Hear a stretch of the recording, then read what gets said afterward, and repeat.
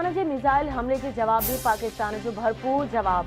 Iran के सूबे सैस्तान में दहशतगर्दन के ठाकन ते टारगेटेड हमला। ऑपरेशन मर्गबर सरमचार में केतराई दहशतगर्द मार्च विया। पाकिस्तान उन्हनि पनागाहुनि बाबति केतिराई भेरा ख़दशा पिणु ज़ाहिर कया। जवाबी हमले में ईरान जे कंहिं बि शहरी या फ़ौजी हदफ़नि खे निशानो नाहे बणाए वियो। पाकिस्तान पंहिंजे अवाम जे तहफ़्फ़ुज़ ऐं सलामती लाइ ज़रूरी क़दम खणंदो रहंदो। परॾेही खाते जे तर्जुमान ममता ज़हरा बलोच जी प्रेस कॉन्फ्रेंस चयाईं दहशतगर्द बेगुनाह माण्हुनि जो रत वहाईंदा रहिया आहिनि। ईरान पारां फौरी क़दम न खणण ते कार्रवाई कई वई। ईरान पाकिस्तान जो पाड़ेसरी मुल्क आहे। पाकिस्तान संदसि ख़ुदि मुख्तियारी जो एहतराम करे थो। पाकिस्तान जी सलामती ऐं क़ौमी मुफ़ाद ते का बि सौदेबाज़ी न कई वेंदी। गॾियल मसइला हल करण लाइ ॻाल्हियूं ज़रूरी आहिनि। पाक ईरान सरहद ते केतिरनि ई साल खां इन क़िस्म जा मसला पैदा रहिया आहिनि। पाकिस्तान ईरान खे काफ़ी सोचे समझी करे जवाब ॾिनो आहे।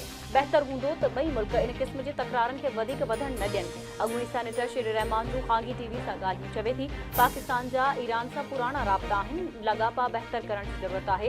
हाणे पाकिस्तान ऐं ईरान खे सबर जो मुज़ाहिरो करणु घुरिजे। पाकिस्तान ईरान विच में छिकताण ख़त्म कराइण लाइ चीन ट्रियाकुड़ी जी आछ करे छॾी। कराची में मुक़रर चीनी कौंसिल जनरल यांग जोडोंग चवे थो पाक ईरान विच में पैदा थियल इख़्तिलाफ़ ॻाल्हियुनि ज़रिए हल करे सघजनि था।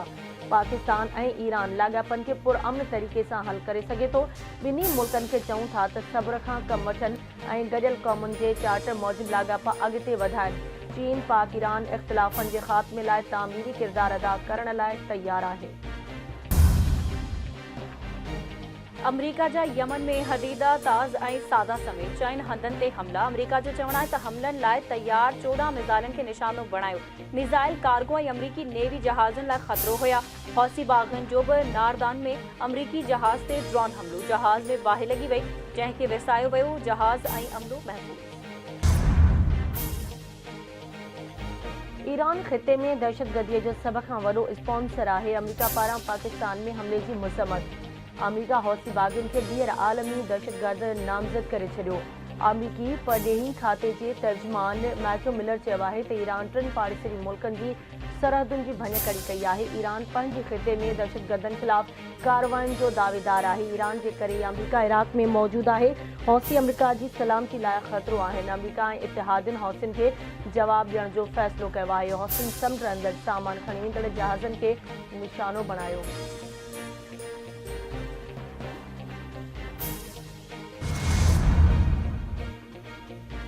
आम चूंडनि में हिस्सो वठंदड़ उम्मीदवारनि जा तफ़सील जारी। इलेक्शन कमीशन मूजिबि 17,816 उम्मीदवार चूंडनि में हिस्सो वठी रहिया आहिनि। क़ौमी असेंबली जी सीटुनि ते 5,121 उम्मीदवार हिस्सो वठंदा।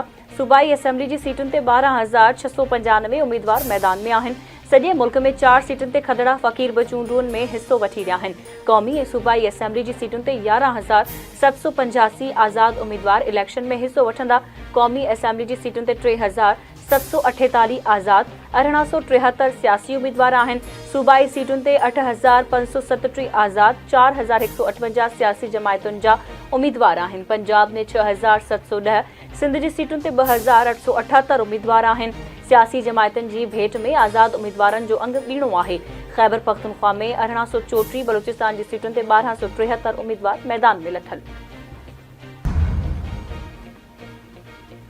मैदान में रुगो जियाल आहिनि। शींहुं ॿिली बणिजी घर में लिकी रहियो आहे। ही उहो शींहुं आहे जेको ग़रीबनि जो रत चूसींदो आहे। 8 फरवरी ते शींहं जो शिकार करणो आहे। मूंखे इलेक्शन में वॾी अक्सरियत घुरिजे। जेतिरी अक्सरियत ॾींदो ओतिरो ई अवाम जो कमु कंदुसि। हुन इलेक्शन में मूंखे गुज़िरियल इलेक्शन खां वधीक सीटूं ॾियारियो। कराची हैदराबाद जूं सीटूं खटे वियासीं त वज़ीर आज़म जियालो बणिजी वेंदो। पीपुल्स पार्टी चेयरमैन बिलावल भुट्टो ज़रदारी जो शहदादपुर ऐं राहूकी में जलसनि खे ख़िताब। अवाम जी ताक़त सां शींहं जो तीर सां शिकार करे उन जो रस्तो रोकींदासीं। चोथों भेरो वज़ीर आज़म बणिजण न ॾींदासीं। जॾहिं बि उन शख़्स खे मढ़ियो वियो त नुक़सानु अवाम जो ई थियो आहे। असांखे अवाम जो फ़िक्र आहे पर हिन खे कुर्सीअ जो फ़िक्र आहे। हिन शख़्स वटि न नज़रियो आहे ऐं न वरी मंशूर आहे। पीपुल्स पार्टी अॼु नौशेरा फिरोज़ में ताक़त जो मुज़ाहिरो कंदी। पीपी चेयरमैन बिलावल भुट्टो ज़रदारी ऐं ॿिया अॻवान जलसे खे ख़िताब कंदा। बाईपास ते जलसे जो पिंडाल सजाए वियो। इंतज़ाम मुकमल। जलसे में 20,000 माण्हुनि जे वेहण लाइ कुर्सियूं लॻाई वयूं।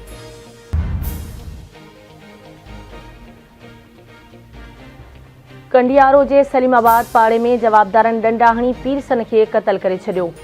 पुलिस पीरसन कुर्बान मल्ला जे क़त्ल में मुलविस हिक जवाबदार खे गिरफ़्तार करे वरितो। गौसपुर वेझो ॻोठ गुलबेग जागीराणी में पाणी जे वारे तां बिंदुरियुनि में झेड़ो, हिकु ॼणो क़त्ल। जंगल थाणे जी हद में गोलियूं लॻण सबबि 20 वरियनि जो ज़ाहिद जागीराणी मारिजी वियो।